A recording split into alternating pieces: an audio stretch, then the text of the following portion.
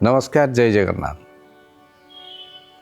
एबे जानिबा धनु राशि राशि चक्रर नवम राशि धनु राशि इंग्राजी नववर्ष 2026 केमिति रहइबो।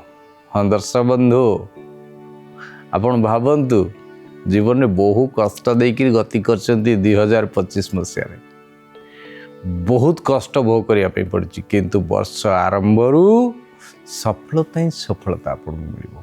मान सम्मान वृद्धि हेबो। राजनीतिक क्षेत्र उच्च पदवी लाभ करिवे, दूर स्थान को यात्रा करिवे, गृह रे मांगलिक कार्य हेबो, नूतन गृह जानवाहन मध्यम क्रय करिवे।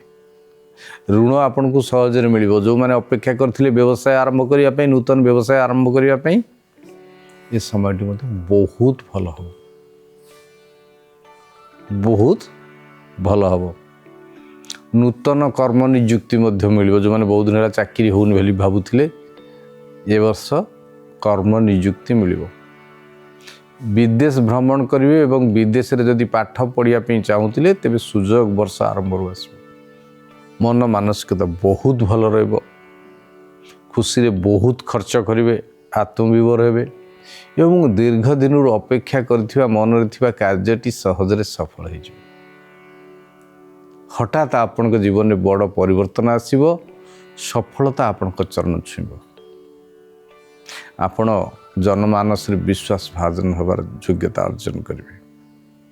आपण को कर्म क्षेत्र एवं मधुर व्यवहार आपण को जनमानस रे विदित करिवो। सर्वश्रेष्ठ स्थान अधिकार करिवे, अलंकृत करिवे। वर्ष आरंभरू आपण उच्च सम्मान लाभ करिवे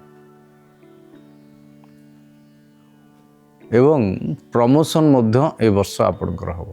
जो प्रमोशन हो नथिला अपेक्षा करिक रहिथिले 2025 बहुत कष्ट देकर गति करछिन, किंतु एबे से समय सब चली जाइछि। एबे सफलता ही सफलता।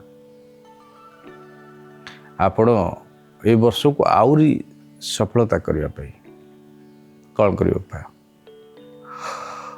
हलदिया अर्ण बा हलदिया खेचुड़ी आपण रोषई करी प्रभु को अर्पण करी ब्राह्मण भोजन करंतु। गोमातार सेवा करंतु। स्नान जल हलदी पकईकरी गाधातु। ता सहित ब्रह्मजष्टि चेर को गलारे किंबा हस्तरे धारण करंतु। सफलता आपण को चरण। जय जगन्नाथ।